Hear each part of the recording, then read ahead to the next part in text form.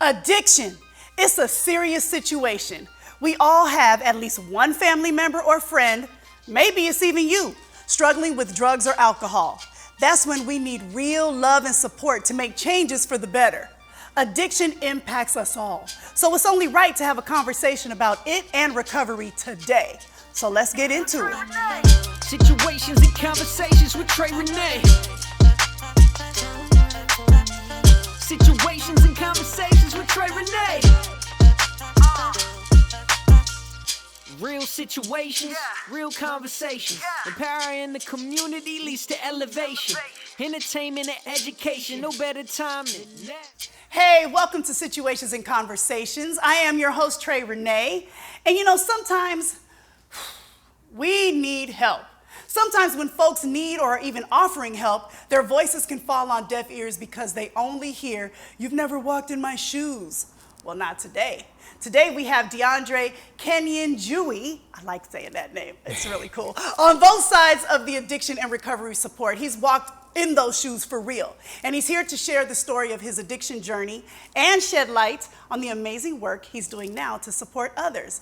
Welcome to the show, Deandre. Thank you. Thank you for having me. Yeah, thank you for being here. Yeah, of course. So, I've already told the people that you've walked on both sides of this issue. You have had addiction issues. You've also been working with recovery. So why don't we take it all the way back and tell us about how you got addicted and to what, and what's your backstory? I could start with my childhood story, just about, I'm from Portland, grew up here, Northeast Portland before they gentrified Portland. Yeah. You know what I mean? I grew up off 10th Avenue, and so thinking back on my situation, I look at it differently now, and I realized that there was normalized abuse in my household. So I grew up around a lot of different stuff, single family parent household. So I started using alcohol when I was like 12, and alcohol was normalized. Like, it was something that we did in the family, dominoes, spades, and the cookouts. Grown-ups let the kids drink, and it was all The grown-ups good. would sneak us drinks, like, don't tell your mama, you know what I mean? It was a normalized thing. So I never was able to put that into the category of addiction. I thought it was just something that we do. Right. Yeah. So there you are, 12-year-old Deandre, starting to get your first little sips of alcohol.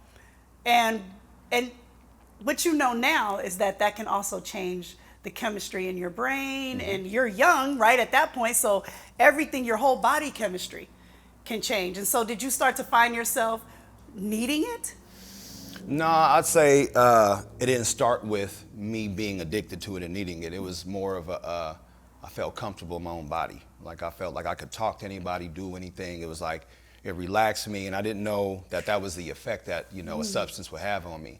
So that was like the initial thing that happened, was just like, oh, I felt relaxed. Everybody else is doing it. Right. I fit in with my older relatives. Like, we good. We conversate now. I can, I'm a grown up. I felt like I was a part of. Okay. So there was this feeling of inclusiveness. 100%. Okay. So then what happened then? Like, you graduated from alcohol to? Yeah. So I say it just like from the first time I remember my first experience. I was about where I was like really intoxicated, and I was like 12 or 13 years old.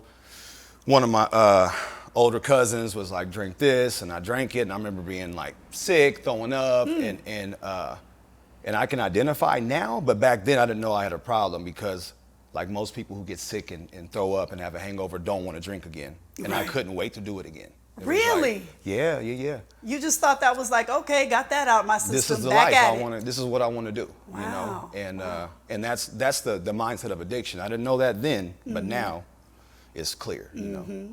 Okay, so then now you're a teen, right? And what are you drinking? Going to school? Are you like? Talk to me about how this progressed. I played sports, and so even before my football games, I would drink. During lunch break, we smoke weed, we drink. It was just normal, and so I didn't see the progression of what we call the disease of addiction, right? So it was just something I did every day, and it was just normal. And so when did you start to see that it was causing a problem? Long down the road. It was a lot further, right? Like, so we have sayings in recovery that like the disease is progressive, like, you know what I mean? So it was drinking alcohol, and more and more of it, and from beer to liquor to smoking weed every day. And so I think about, I went to college, got kicked out of college, Whoa, wait a minute. You know what I mean? Wait. Yeah. So you went to college and got kicked out of college because, are you equating It was that definitely to the, connected to the substance abuse? To the substance abuse, but I didn't know that then, you know what I mean? It was, a lot of my behavior was normalized in my family, like violence, and that enhanced it. So like, when I was 18, I got shot, and I was, got involved in gangs, and we went down the wrong road, and a lot of that was like substance induced as well. Did you sell drugs? Yes. And so when you were around those drugs, were you using those too? Nope. At first, it was like I said, I would never do it. Right. Okay. Like there's this myth in the black community, especially, that like if I don't do this substance, I don't got a problem. Right. So like you'll see a lot of kids do it now. Like they'll look down on the folks who smoke crack, but if they sniff coke, it's not a problem. Or if they drink liquor and don't crash their car, they're not an addict. They equate substances with levels of acuity of their disease. You know what I mean? Mm-hmm. Interesting. So you had decided. So you were in the gangs. You were selling drugs. Is when you had been kicked out of school at this point? No, the gang started early on. Like all my family members were in the gang, and so all I saw was that's what I wanted to be like. I wanted to just fit in. So it was all about fitting in and connecting to community. Right. A lot of people don't understand that, but that was my environment. Right. Well, I mean, a lot of people actually do understand that, though, and this is why it's so important that you're here to share your story, so that people can also feel that connectedness, right? Like on the other side of it. Okay, so here you are. I'm trying to just like go through this timeline. Right. So, okay, let's take it from you got kicked out of college. You didn't equate that at the time with the substance abuse and the behaviors and the progression of this disease. What was it that said to you? What happened? Or as they say, what was your rock bottom? Because I still don't even really know what your drug of choice was. Like, really, like what had you really in a chokehold with the addiction? Opiates. So it took a turn. So I moved, I left the state of Oregon. I'm like, I went to college in California, got kicked out of college, came back here. And then I was like, I need to go somewhere else. My problem ain't me, is the state. You know what I mean? Okay, still in denial. Still in denial. All right. You know what I mean? Trying to do the geographical change. So I was like, okay, cool, I'm gonna move out to Denver. My dad was out there. Okay. And I moved out to Denver, and I'm like, I'm gonna restart my life and do something different. And got a DUI first week in Denver. You know what I mean? And so they made me do the drug and alcohol classes, and I just wasn't receptive. I wasn't open to it. I was like, I'm not like these people. Like, I got a house, a car, I'm successful. There's nothing wrong with me. Right, this isn't me. And then?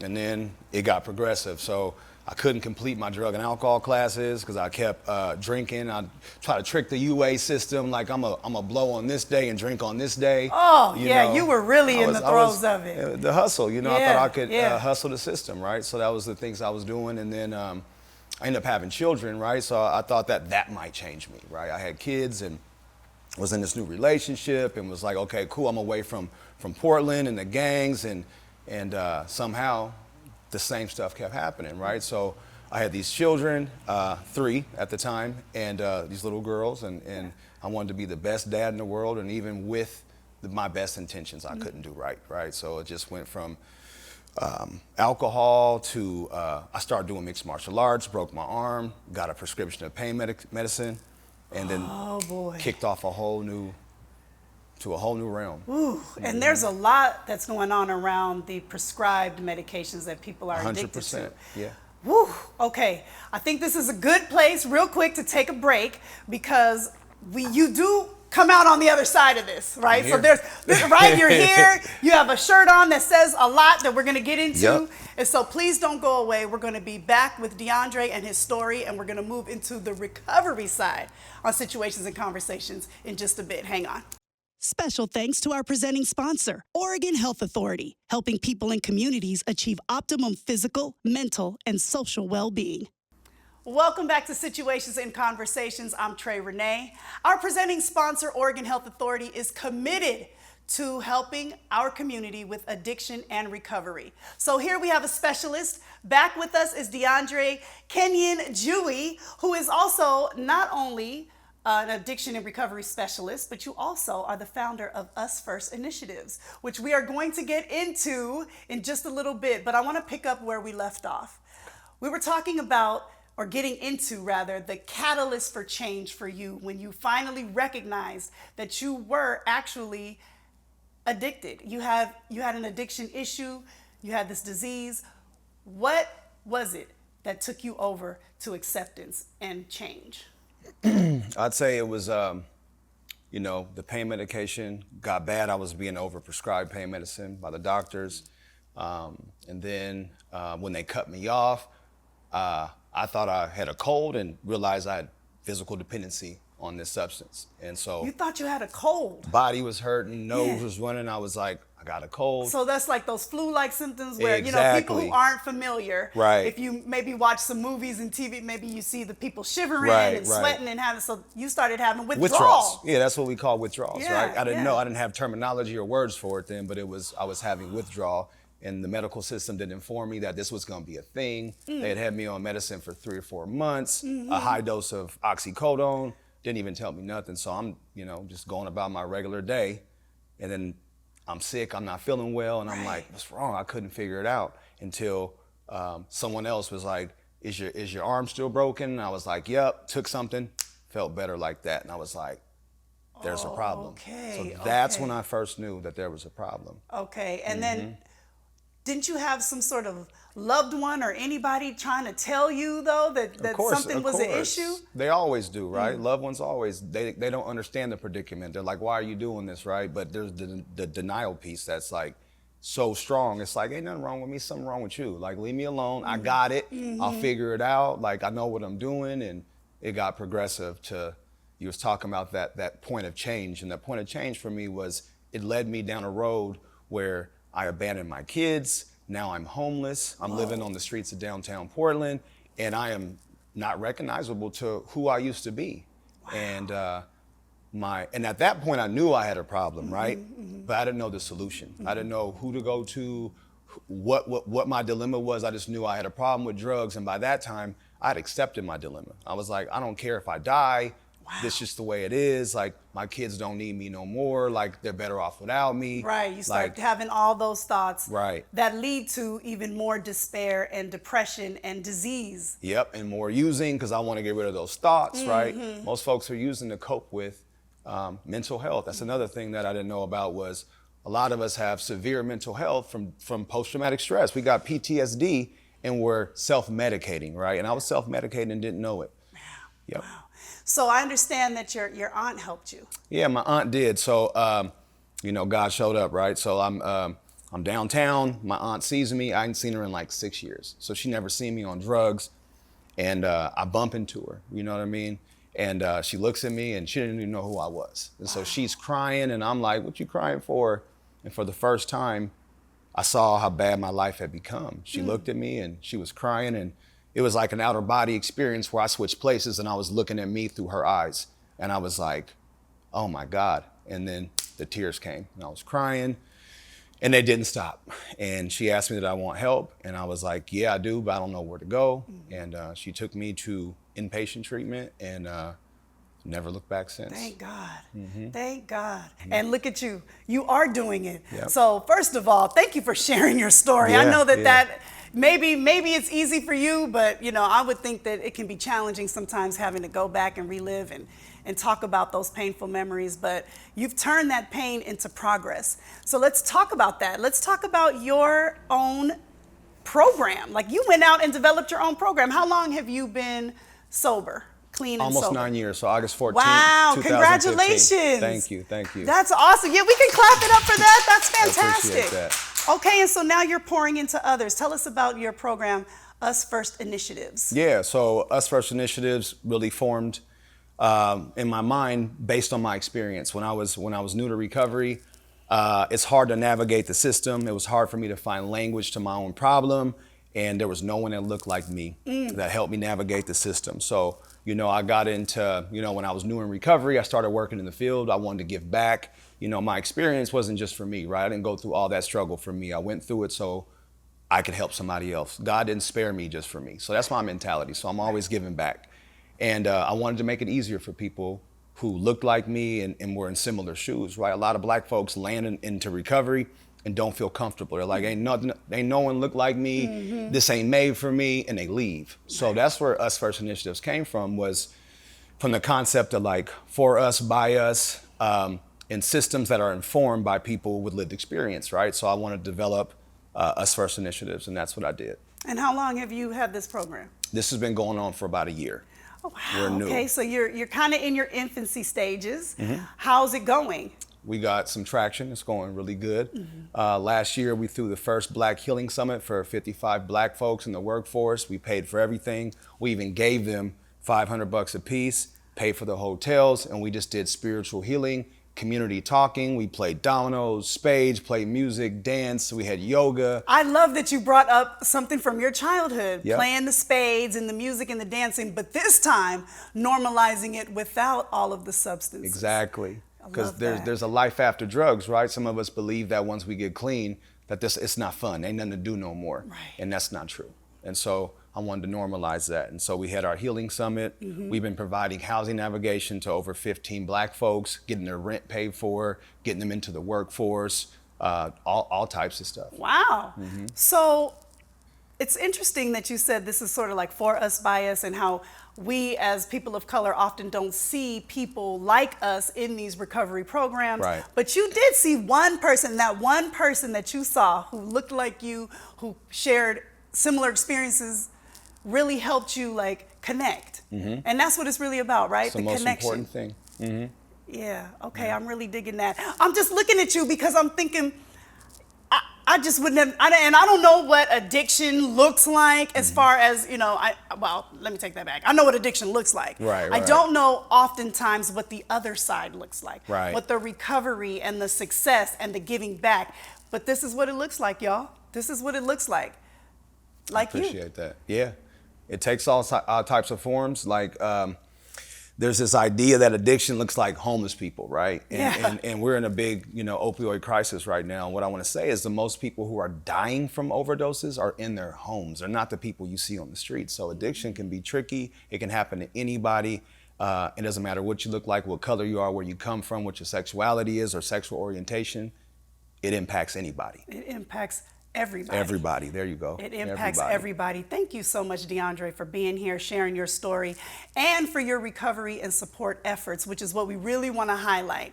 And so information is on your screen for the Us First initiatives. You got me a t-shirt, right? Got you a You t-shirt. got some swag? Got swag. Okay, because I'm a representative in these 100%. streets. All right, thank you so much, Thank really, you. for everything Thank you that for you're having doing. me.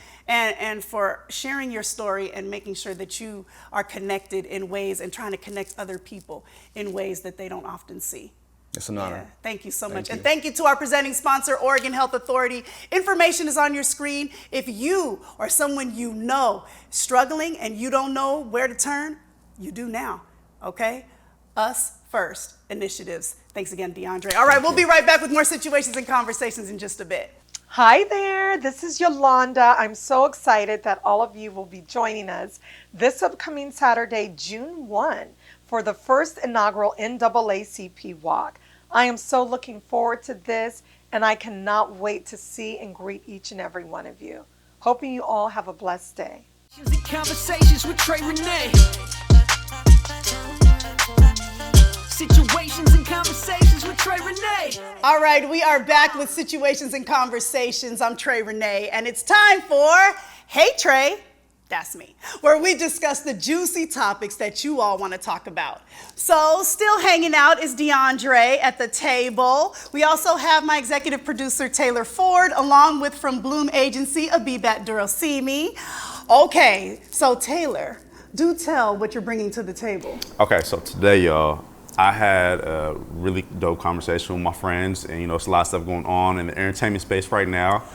So I have my own thoughts on this, but is cancel culture a real thing? Like, I know there's a lot of people who make a lot of great music, pretty good athletes, but do we care in terms of like what they do in their personal lives? 'Cause, some stuff can be taboo, and where do we draw that line where I'm not rocking with this? I got my own thoughts, but how y'all? Well, then you might as well kick it off because it sounds like you got something you want to say right now. Okay, so I get kind of torn with this because I'm not gonna give this man no light because he's in prison.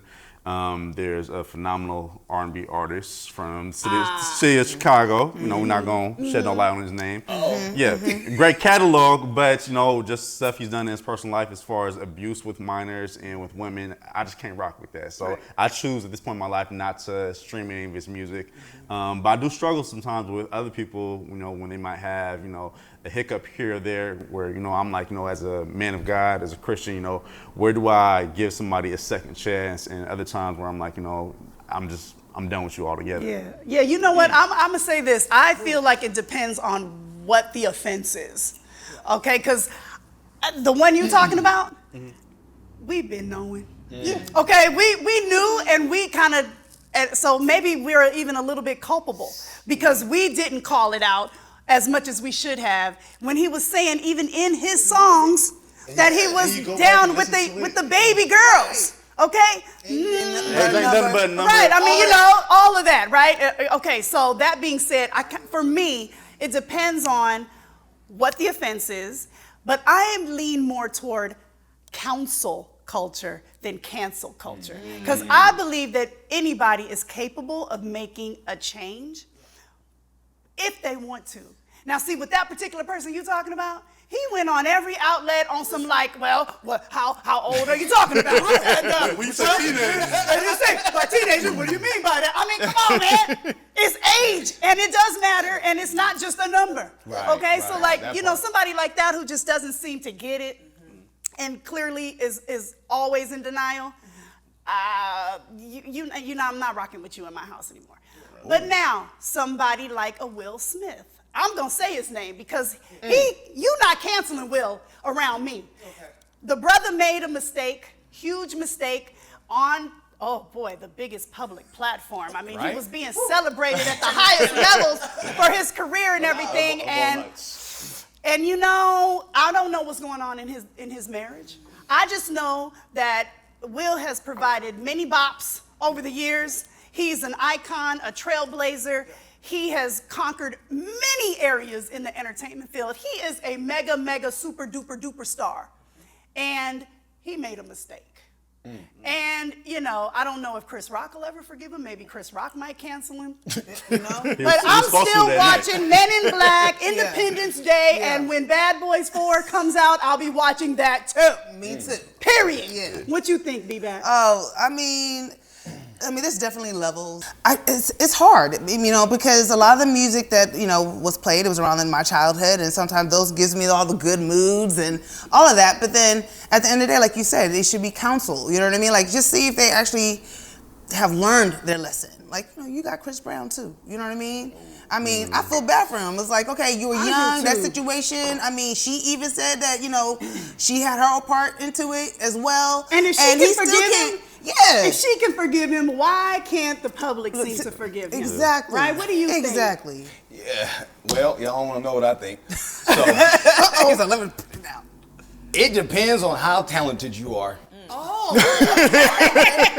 Because I'm on the opposite end of it because I still listen to the person you're talking about. Oh, you're talking about the first person? Yeah. Do you still stand for the national anthem, knowing all the things that America has done to black people? I don't. But do you still live and benefit in America from it?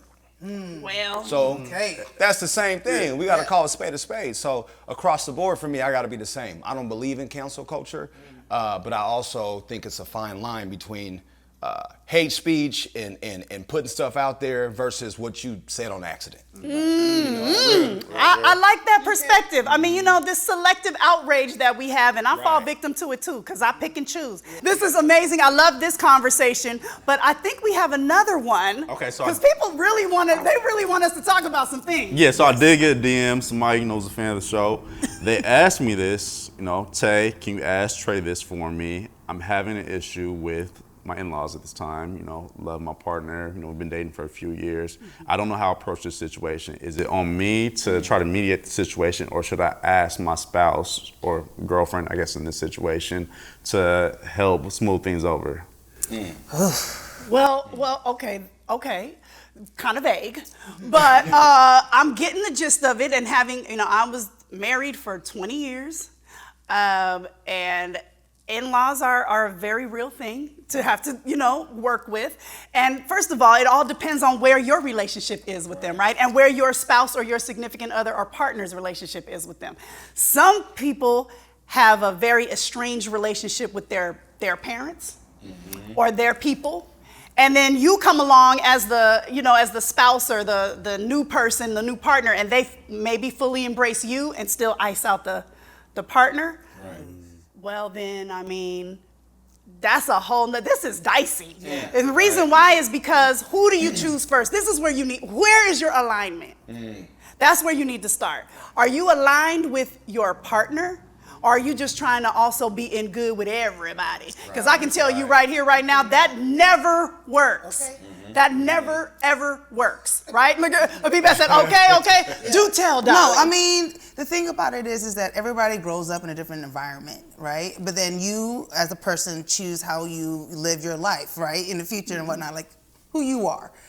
So I'm going to be aligned with the person that my partner. Now, if I feel like they are asking me for advice or for me to, get into their business or whatnot, I'm going to be like, I don't know your family like that. Like, I can't be in that position. That's on you. Now, if it's affecting our relationship, then that's a different situation. We're all going to have to come together, But, yeah, I've been in situations where I'm just like, yeah, they're not for me. Yeah, and that's on you, boo. Yeah, those are your people. That's your people. And sometimes you got to know when to pick your battles. There you go. That. What do you think, Deandre? Situational. I feel like sometimes people get in relationships and run to their family when something go bad. Then they get a picture of you a certain way. Then they want you to go fix it. So for me, if they ran to their family with the problem, it's their problem to go fix. I heard that. I'm gonna have to write that down. Yeah. Look, are you sure you got the DM, Jay, or is this? I just got a lot of experience. First of all, if it's their family, their issue. Yeah. As a partner, don't step in, because guess what? They may always be over here aligned, and then you over here sidestepping, saying something, one false move, and now everybody's against you. Right. And where do you think your spouse, partner is going to fall? Right. This is what I'm talking about, alignment. Everybody needs to be in alignment. We are going to wrap this session of Hey Trey. Thank you guys all for being here. Really love and appreciate you for that. Love and appreciate you too for hanging out with us today. God willing, we'll be back together again next week for another episode of Situations and Conversations. You know what I'm gonna say. Till then, make sure you take excellent care of yourselves, because that's the only way you can take care of anybody else, which is our mission. When you think me, think we. When you think you, think two. We'll see you next time. Special thanks to our presenting sponsor, Oregon Health Authority, helping people and communities achieve optimum physical, mental, and social well-being. And thanks to Tabiba Styles for hair and makeup glam, as well as Adorn Boutiques for my wardrobe. Situations and Conversations with Trey Renee is shot on location at Loiza Event Space in Portland. Situations and Conversations with Trey Renee is a Bum Juice Entertainment production in conjunction with Thomas Chung Films, Bloom Beauty Collective, and Allen & Unger Consulting Group. Situations and Conversations with Trey Renee. Watch Saturday mornings at 11 a.m. on Fox 12+.